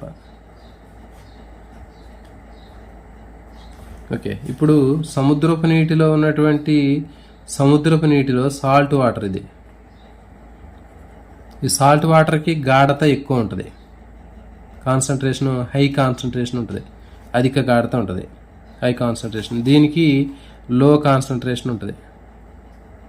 ఎప్పుడైనా గుర్తుపెట్టుకోండి, సముద్రపు నీటి గాఢత ఎక్కువగా ఉంటుంది, మంచినీటి గాఢత తక్కువగా ఉంటుంది.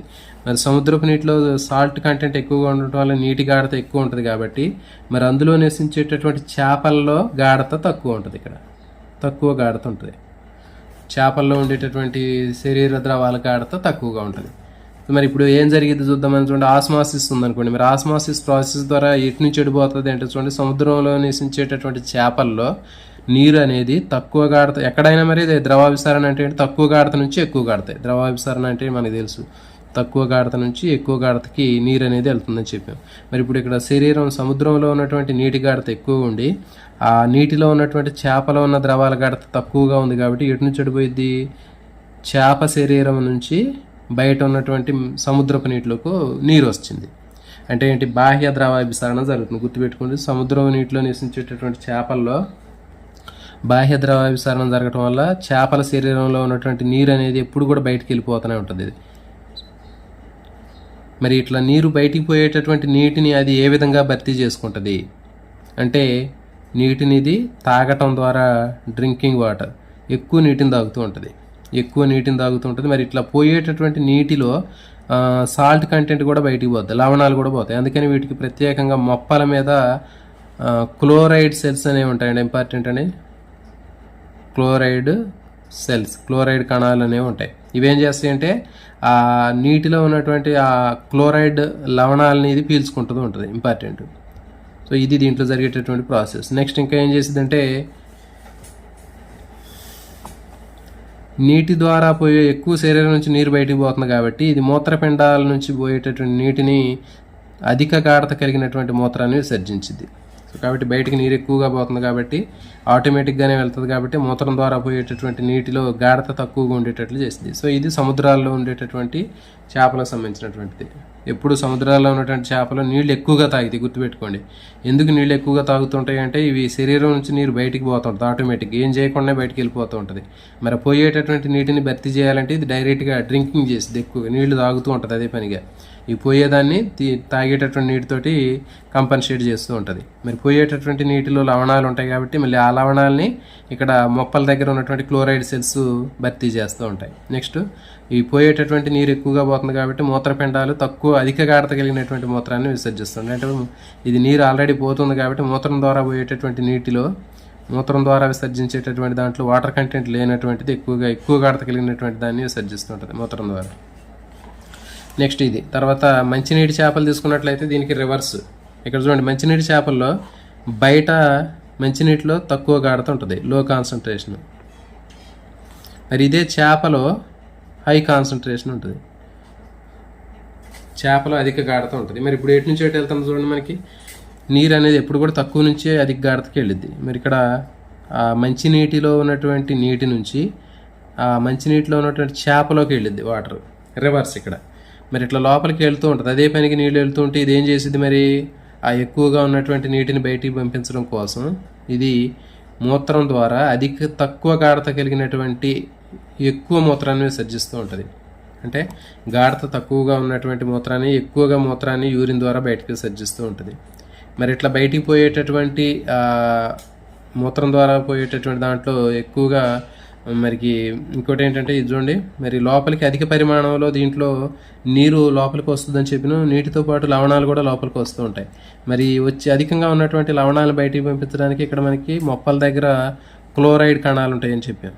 మరి ఇక్కడ కూడా అంతే, ఇక్కడ క్లోరైడ్ కణాలు అనేవి ఏం చేస్తాయి అంటే ఇవి దీనికి రివర్స్ చేస్తాయి. ఇక్కడ ఏం చేస్తాయి, లోపల నీరు ఎక్కువగా వస్తుంది కాబట్టి నీటితో పాటు వచ్చినటువంటి లవణాలను బయటికి పంపిస్తుంది ఇక్కడ క్లోరైడ్ సెల్స్, ఓకేనా. సో ఇవి దీనికి రివర్స్. ఇక్కడ ఏం జరుగుతుంది, శరీరం నుంచి సముద్రంలో నీటి గాఢత ఎక్కువగా ఉంది కాబట్టి నీరు బయటికి పోతుంది. బయటికి పోయేటప్పుడు మరి లవణాలు కూడా పోతున్నాయి కాబట్టి ఆ నీటిలో ఉన్నటువంటి లవణాలని లోపలికి తీసుకుంటుంది. ఇది క్లోరైడ్ సెల్స్, మొప్పల దగ్గర క్లోరైడ్ కణాలు అనేవి ఉంటాయి. సో కాబట్టి ఈ విధంగా మనకి మంచినీటిలో ఉన్నటువంటి చేప ఎప్పుడు కూడా నీళ్లు తాగదండి, గుర్తుపెట్టుకోండి. ఇది డ్రింక్ అనేది అసలు చేయదు. మంచినీటిలో ఉన్న చేప నీరు తాగాల్సినటువంటి అవసరం ఉంటుంది డైరెక్ట్గా, ఎందుకంటే ఆటోమేటిక్గా బాడీలోంచి ఆస్మాసిస్ ప్రాసెస్ ద్వారా లోపలికి వస్తూ ఉంటుంది. ఆ అధికంగా వచ్చేటటువంటి నీటిని అది మూత్రం ద్వారా, తక్కువ గాఢత కలిగినటువంటి మూత్రం ద్వారా బయటకు విసర్జిస్తూ ఉంటుంది. మరి అట్లా తర్వాత ఆ విధంగా విసర్జించడం జరుగుతుంది. ఎక్కువగా వచ్చేటటువంటి నీటితో పాటు వచ్చే లవణాలను కూడా బయటికి పంపించడానికి ఇక్కడ క్లోరైడ్ సెల్స్ అనేవి ఉంటాయి. అదే సముద్రం నీటిలో ఉన్న చేపను తీసుకుంటే సముద్రపు నీటి గాఢత ఉంటుంది కాబట్టి, ఎక్కువ ఉంటుంది కాబట్టి ఆటోమేటిక్గా బాడీలోంచి ఎప్పుడు వాటర్ పోతుంటుంది, వాటర్తో పాటు అయాన్స్ కూడా పోతూ ఉంటాయి, లవణాలు. మరి పోయేటటువంటి లవణాలను భర్తీ చేయడానికి ఇక్కడ ఇది ఏం చేసిందంటే క్లోరైడ్ సెల్స్ అవి నీటిలో ఉన్నటువంటి లవణాలను పీల్చుకుంటుంది. సో ఇది దీంట్లో జరిగేటటువంటి ప్రాసెస్ అండి. సో మరి ఇలాంటి మరిన్ని వీడియోల కోసం ఛానల్ని సబ్స్క్రైబ్ చేయండి, అదేవిధంగా వీడియోని లైక్ చేయండి.